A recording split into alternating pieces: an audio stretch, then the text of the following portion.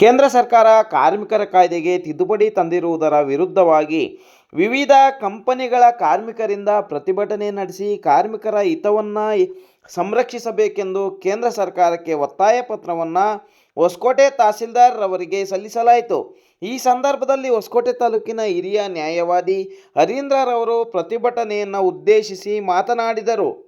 ಒಂದು ಸಂವಿಧಾನ, ಆ ಸಂವಿಧಾನದಲ್ಲಿ ಯಾವುದೇ ಮನುಷ್ಯ ತನಗಾಗ್ತಕ್ಕಂಥ ನೋವುಗಳಿಗೆ, ತನಗಾಗ್ತಕ್ಕಂಥ ಸಮಸ್ಯೆಗಳಿಗೆ ಹೋರಾಟವನ್ನು ಮಾಡಬಹುದು ಅಂತಕ್ಕಂಥದ್ದನ್ನ ಕಾನ್ಸ್ಟಿಟ್ಯೂಷನ್ ಅಲ್ಲೇ ಕೊಟ್ಟಿದ್ದಾರೆ, ಸಂವಿಧಾನದಲ್ಲೇ ಕೊಟ್ಟಿದ್ದಾರೆ.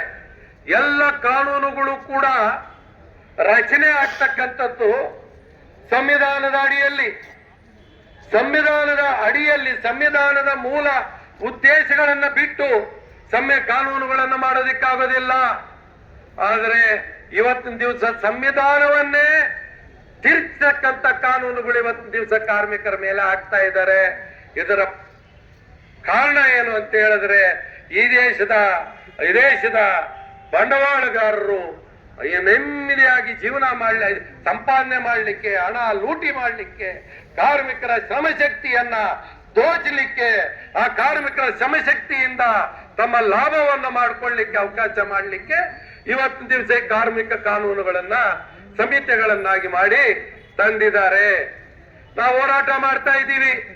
ಯಾವ ಕೃಷಿ ಕಾಯ್ದೆಗಳನ್ನ ಜಾರಿ ಮಾಡಿದ್ರು, ಕೃಷಿ ಕಾಯ್ದೆಗಳನ್ನ ಜಾರಿ ಮಾಡಿದಾಗ, ಜಾರಿ ಮಾಡ್ಲಿಕ್ಕೆ ಹೊರಟರು, ಕೃಷಿ ಕಾಯ್ದೆಗಳನ್ನ ಜಾರಿ ಮಾಡೋಕೆ ಹೊರಟಾಗ ಅವ್ರು ಯಾರು ರೈತರು ಈ ಕಾಯ್ದೆಗಳನ್ನ ಬದಲಾಯಿಸಿ ಅಂತಕ್ಕಂಥ ಹೋರಾಟ ಮಾಡಲಿಲ್ಲ. ಕಾರ್ಮಿಕರು ಈ ಕಾಯ್ದೆಗಳನ್ನ ಬದಲಾಯಿಸಿ ಸಂಹಿತೆಗಳನ್ನಾಗಿ ಮಾಡಿ ಅಂತ ನಾವ್ಯಾರು ಹೋರಾಟ ಮಾಡಲಿಲ್ಲ.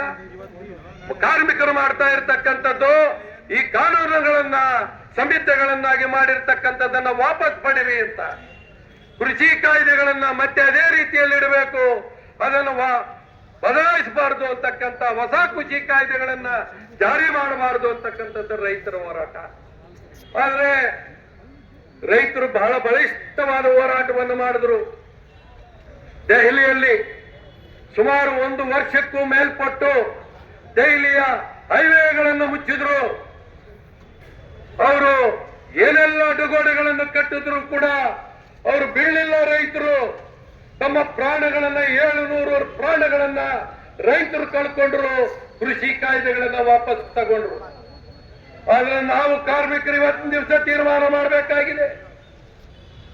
ಕಾರ್ಮಿಕರ ಶವಪೆಟ್ಟಿಗೆಗಳನ್ನ ಮಾಡೋ ರೀತಿಯಲ್ಲಿ ಈ ಒಂದು ಸಂಹಿತೆಗಳನ್ನ ತಂದಿದ್ದಾರೆ.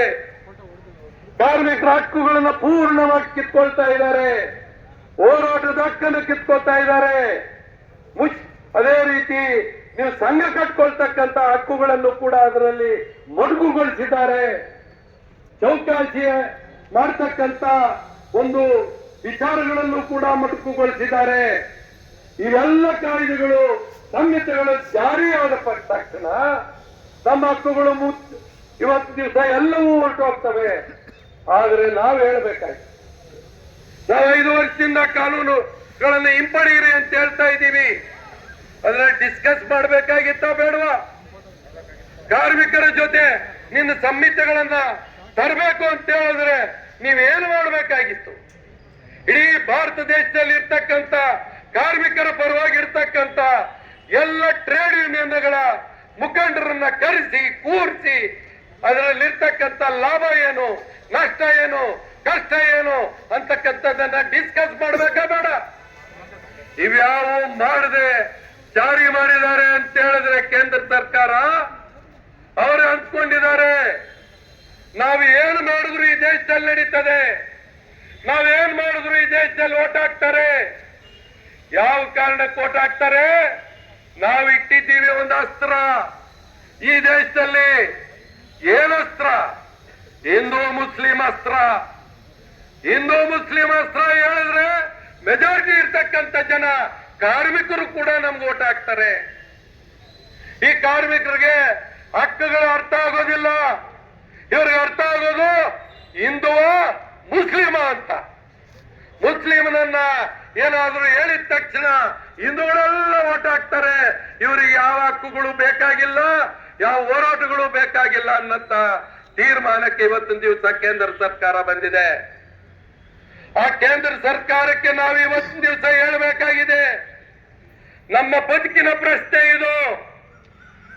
ಯಾವ ನಿಮ್ಮ ಧರ್ಮದ ಹೆಸರಿನಲ್ಲಿ ನಮ್ಮನ್ನು ಹೊಡೆದು ನೀವು ಈ ಕಾನೂನುಗಳನ್ನ ಬಂಡವಾಳಗಾರರ ಪರವಾಗಿ ದೊಡ್ಡ ದೊಡ್ಡ ಹಿರಿಯ ಬಂಡವಾಳಗಾರರ ಪರವಾಗಿ ಜಾರಿ ಮಾಡೋದಾದ್ರೆ ನಾವು ನಮ್ಮ ಹಕ್ಕುಗಳಿಗಾಗಿ ನಮ್ಮ ಪ್ರಾಣವನ್ನು ಕೊಡೋದಿಕ್ಕೆ ಸಿದ್ಧ ಇದ್ದೀವಿ. ಈ ಕಾರ್ಮಿಕರು ಈಗಾಗಲೇ ಪ್ರಾಣವನ್ನು ಕೊಟ್ಟು ತಂದಿರ್ತಕ್ಕಂಥ ಕಾನೂನುಗಳನ್ನ ನಾವು ಬಿಡೋದಿಲ್ಲ ಅಂತಕ್ಕಂಥ ಮಾತನ್ನು ಹೇಳಬೇಕಾಗಿದೆ.